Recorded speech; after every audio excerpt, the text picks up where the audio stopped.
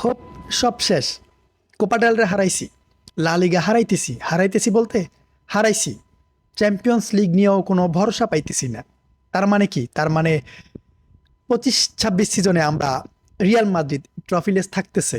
এখন এই যে রিয়াল মাদ্রিদ ট্রফিলেস সিজন পার করতেছে, এর পেছনের কারণ কি? এর পেছনের খলনায়ককে?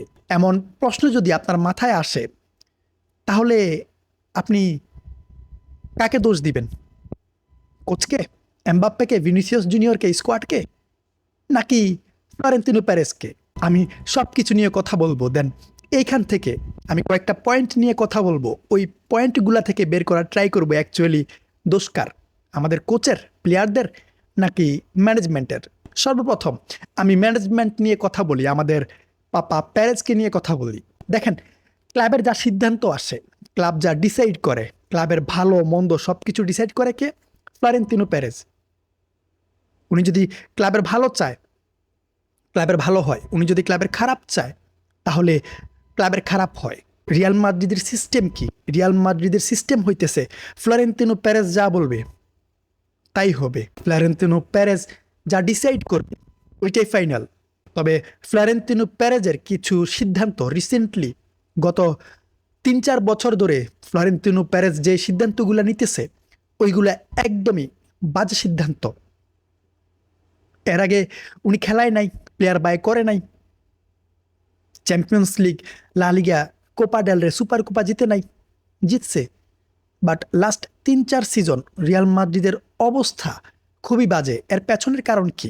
লাস্ট 3-4 বছরে ফ্লোরেন্তিনো প্যারেজের যে সিদ্ধান্তগুলো ছিল, এর ম্যাক্সিমামই ভুল সিদ্ধান্ত ছিল, রং ডিসিশন ছিল। এর বড় example Carlo Ancelotti. Carlo Ancelotti যখন ফ্লোরেন্তিনো প্যারেজের কাছে প্লেয়ার চাইছিল যে আমার একজন মিডফিল্ডার প্রয়োজন, যেহেতু টনি ক্রুস চলে গেছে, যেহেতু লুকা মডরিচও যাইতেছে, আমার একজন মিডফিল্ডার প্রয়োজন, মিড কন্ট্রোলার প্রয়োজন, বল প্রোভাইডার প্রয়োজন, আমার একজন সেন্টার ব্যাক প্রয়োজন, আমার একজন উইঙ্গার প্রয়োজন। যখন উনি সব কিছু ডিসাইড করছে, রিয়াল মাদ্রিদ কি করছে? ফ্লোরেন্তিনো প্যারেজ কি করছে? পসিবল না, আমার কাছে ইউজ প্লেয়ার আছে, এদেরকে ইউজ করাও, আমি প্লেয়ার দেব না। এর রেজাল্টও কিন্তু আমরা পাইছি। রিয়াল মাদ্রিদের খারাপ সিজন প্লাস কার্লো অ্যানচেলত্তির বিদায়। শুধুমাত্র কার্লো অ্যানচেলত্তি না, জাভি আলোনসো যখন রিয়াল মাদ্রিদে জয়েন করছে, উনিও ডিমান্ড করছে, একজন মিডফিল্ডার চাইছিল, উনি সেন্টার ব্যাক চাইছিল, উইঙ্গার চাইছিল। উইঙ্গার দিছে কারে? দিছে মস্তান্তরণকে, যে রিয়াল মাদ্রিদের কোনো কাজেই আসতেছে না। রিয়াল মাদ্রিদের একটা সময় সিস্টেম কি ছিল? ফ্লোরেন্তিনো প্যারেজের সিস্টেম কি ছিল? কোন ক্লাবে কোন প্লেয়ার ভালো করতেছে, কোন ক্লাবে কোন সুপারস্টার তৈরি হইতেছে, উনি ওইগুলো টার্গেট করতো। দেন ওই সুপারস্টার পাই করে নিয়ে আসতো। বাট রিয়াল মাদ্রিদ এখন এগুলো করতেছে না, ইয়ং স্টারের পেছনে ঘুরতেছে। আপনার ইয়ং স্টার কিছুই দিতে পারতেছে না। এই ফ্লোরেন্তিনো প্যারেজ গ্যালাকটিকো তৈরি করছে, বাট এখন কি করতেছে? ক্লাবের এই অবস্থা কেন? ফ্লোরেন্তিনো প্যারেজের এখন সিস্টেম হয়ে গেছে, আমি যদি ফ্রিতে প্লেয়ার পাই তাহলে আমি সাইন করাবো। কোন প্লেয়ার ফ্রিতে আছে আমি তাকে সাইন করায় নিয়ে আসবো। আমি ভাই টাকা পয়সা ইনভেস্ট করতে পারবো না। আর এই যে ফ্রিতে প্লেয়াররা আসছে, এই যে ইয়ং স্টারদের সাইন করাইছে, এদের মধ্যে কয়জন মাদ্রিদ টাইপের গেম দিতে পারতেছে? কয়জন পিওর মাদ্রিদিস্তা হইতে পারছে? আপনি যদি 5-6 বছর, 5-6 সিজন আগের কথা বলেন, রিয়াল মাদ্রিদ চ্যাম্পিয়ন্স লিগ জেতে নাই, রিয়াল মাদ্রিদ ভালো করে নাই। আমি লাস্ট 15 বছরের কথা বলি, ধরুন 2011-12 থেকে, তখন থেকে রিয়াল মাদ্রিদ চ্যাম্পিয়ন্স লিগ জিততেছে না, লা লিগা জিততেছে না, হ্যাট্রিক চ্যাম্পিয়ন্স লিগ জিতছে। কাদেরকে দিয়ে জিতছে? Even last champions league Real Madrid কাদেরকে দিয়ে জিতছে? যাদেরকে 10-15 বছর আগে রিয়াল মাদ্রিদ সাইন করাইছিল, ফ্লোরেন্তিনো প্যারেজ সাইন করাইছিল, তাদেরকে দিয়ে জিতছে। বাট তারা যাওয়ার পর, তারা যখন একদম শেষ হয়ে গেছে, ক্লাব ছাড়ছে, তখনই রিয়াল মাদ্রিদের অবস্থা খারাপ হওয়া শুরু করছে। আপনার ইয়ং স্টাররা কোনো কাজেই আসতেছে না। হ্যাঁ, ইয়ং স্টাররা সাথে ছিল, বাট আপনার মেইন কাজ যা করার আপনার আগের প্লেয়াররা করছে, যাদেরকে আপনি 2012, 13, 14-তে সাইন করেছেন, তারা করছে। এমন না যে আপনি প্লেয়ার পাইতেছেন না, আপনার হাতে প্লেয়ার নাই। ভাই, প্লেয়ার নিজে আইসা, টপ ক্লাস প্লেয়াররা, বেস্ট প্লেয়াররা নিজে আইসা অফার করতেছে, ভাই আমি রিয়াল মাদ্রিদের জার্সিতে খেলতে চাই, আমার ড্রিম, অফার করতেছে নিজেরা।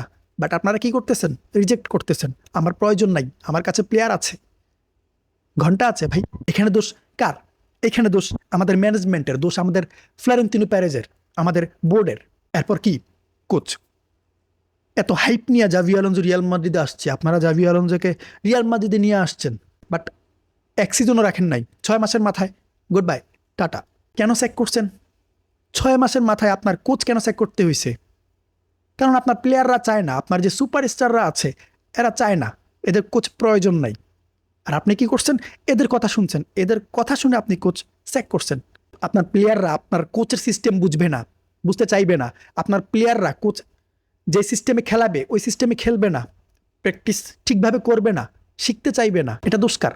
এটার দোষ আপনার প্লেয়ারদের, কোচের না। আপনার কোচ ডিমান্ড করতেছে, ভাই আমার মিডফিল্ডার প্রয়োজন, মিডফিল্ডে আমার প্লেয়ার নাই। আপনি কি করতেছেন? যা আছে তা নিয়ে চালায় দাও। সেম কার্লো অ্যানচেলত্তির ক্ষেত্রেও হয়েছে। কোচের কোনো ভ্যালুই রিয়াল মাদ্রিদে নাই, এটা আমরা বুঝতে পারতেছি। এগুলো কোনো সিস্টেম না ভাই। আপনার প্লেয়াররা আপনার টিমের ভ্যালু নষ্ট করতেছে, ইমেজ নষ্ট করতেছে। আপনার এই প্লেয়ারদের দায়িত্ব নেওয়ার মতো, এই প্লেয়ারদের কোচিং করানোর মতো, কোচিং করানোর জন্য কোনো কোচে আসতে চাইতেছে না। এর বড় এক্সাম্পল ক্লপ। উনি কি বলছে? রিয়াল মাদ্রিদের এই সিস্টেমে কোনো কোচে আসতে চাইবে না, বড় কোনো কোচে আসতে চাইবে না। কারণ রিয়াল মাদ্রিদ কোচদের কোনো প্রায়োরিটি দেয় না, সব প্রায়োরিটি প্লেয়ারদের। এখানে ক্লাব থেকে প্লেয়ার আগে। জাভি আলোনসো কেন স্যাক হয়েছে? উনি শিখাইতে চাইছিল, উনি বুঝাইতে চাইছিল, প্লেয়ারদের একটা সিস্টেম নিয়ে আসতে চাইছিল, প্লেয়ারদের ট্যাকটিক্স বুঝাইতে চাইছিল, যার কারণে রিয়াল মাদ্রিদ জাভি আলোনসোকে স্যাক করছে। জাভি আলোনসোর রেজাল্ট কি খারাপ ছিল? খারাপ ছিল না, আমি খারাপ দেখি নাই। উনি যে পথে যাইতেছিল ওইটা পারফেক্ট ছিল, বাট আমাদের প্লেয়াররা বোঝে নাই। আমাদের প্লেয়ারদের এমন কোচ প্রয়োজন নাই, এদের ফ্রিডম প্রয়োজন। এরা ঘুরবে, খাবে, ম্যাচ খেলবে। জাভি আলোনসো একটা কথা বলছিল, আপনাদের মনে আছে? যে আমার মনে হইতেছে আমি বাচ্চাদের শেখাইতে আসছি। কেন বলছে?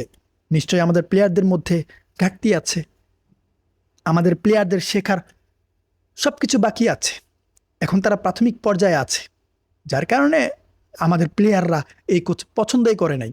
আমাদের প্লেয়ারদের কথা হইতেছে আমার ইন্ডিভিজুয়াল কোয়ালিটি আছে, আমি ওইটা শো করব। আমি কেন অন্য কারো ট্যাকটিক্স ফলো করব, অন্য কারো সিস্টেমে চলবো? আপনি এমবাপ্পেকে দেখেন, স্কোর করতেছে সিজন শেষে 50+ স্কোর হইতেছে। এমবাপ্পে পিএসজি তো স্কোর করছে, সিজন শেষে 50 গোল করছে, বাট পিএসজিকে চ্যাম্পিয়ন্স লিগ জিতাইতে পারে নাই। ওই লিগ 1 ছাড়া চ্যাম্পিয়ন্স লিগ জিতাইতে পারে নাই। এমবাপ্পে স্কোর করতেছে, আপনি এমবাপ্পেকে পাইতেছেন শুধুমাত্র স্কোরিংয়ের জন্য। আর কি জন্য পাইতেছেন? এমবাপ্পেকে কখনো প্রেস করতে দেখছেন? এমবাপ্পেকে কখনো ট্র্যাক ব্যাক করতে দেখছেন? ডিফেন্ড করতে দেখছেন? করতেছে না। এমবাপ্পে জাস্ট স্কোরিংয়ের জন্য আছে। তবে হ্যাঁ, এমবাপ্পে খারাপ করতেছে না, আমাদের স্কোর প্রয়োজন। এই মুহূর্তে এমবাপ্পে ধরে রাখছে। আমরা যতই বলি এমবাপ্পের কারণে এমন হইতেছে, এমবাপ্পে না থাকলে রিয়াল মাদ্রিদ ভালো করে, রিয়াল মাদ্রিদ উইন হইতেছে এমবাপ্পেকে ছাড়া। জাভি আলোনসোর সিস্টেম দেখছেন? জাভি আলোনসো জয়েন করার পর এমবাপ্পেকে নিয়ে পরিকল্পনা সাজাইছিল।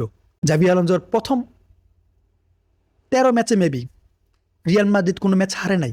সো একটা সিস্টেম ছিল না, ওই সিস্টেমটা এখন আর নাই। রিয়াল মাদ্রিদের এই প্রবলেম, ডাউনফল কখন থেকে শুরু হয়েছে? এল ক্লাসিকো থেকে, তাই তো? যেদিন থেকে ভিনিসিয়াস জুনিয়রের সাথে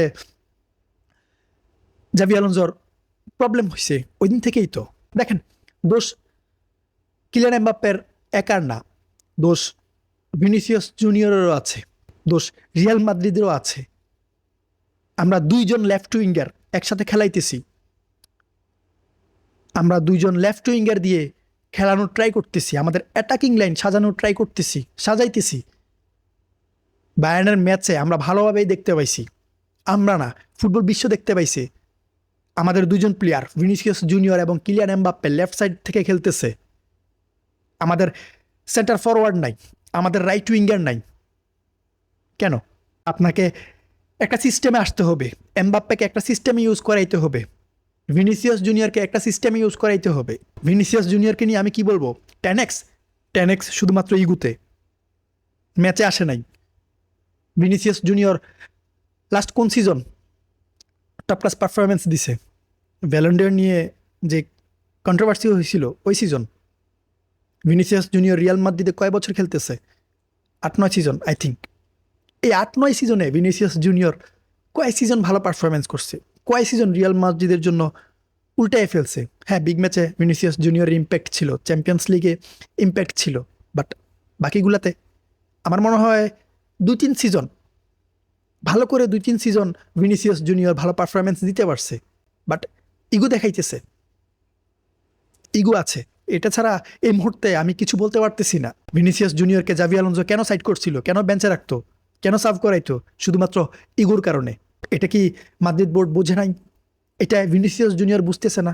আপনাদের মনে আছে কারিম বেনজেমা যখন বলছিল যে ভিনিসিয়াস জুনিয়র আমাদের প্রতিপক্ষ, ভিনিসিয়াস জুনিয়রকে পাস দিও না, কেন বলছিল কারিম বেনজেমা এই কথা? কেন বলছিল? আমি এখন এসে ফিল করতেছি ভিনিসিয়াস জুনিয়র সত্যি রিয়াল মাদ্রিদের প্রতিপক্ষ।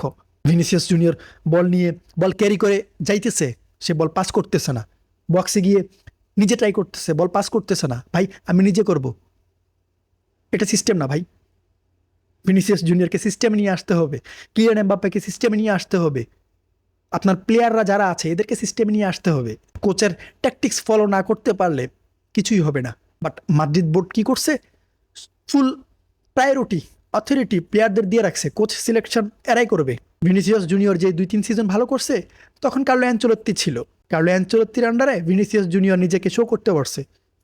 এর আগেও পারে নাই, এখনও পারতেছে না, আর ফিউচারে পারবে কি না ওইটা নিয়েও আমার সন্দেহ আছে। এরপর আমাদের যেই স্কোয়াড, বিশাল স্কোয়াড, সবাই সুপারস্টার, সবাই নিজের ইন্ডিভিজুয়ালি পারফরমেন্স শো করে, কোচের ট্যাকটিক্স মানতেছে না, সিস্টেম মানতেছে না। আমরা ম্যাচে দেখতেছি আমাদের প্লেয়াররা কী করতেছে, ঘুরতেছে। এরা এরা 60-70 মিনিট পর্যন্ত ঘুমায়, যখন লাস্ট মোমেন্টে ম্যাচ হারতেছে তখন এদের ঘুম ভাঙে। ভাই আমরা ম্যাচ হারতেছি, এখন একটু করি।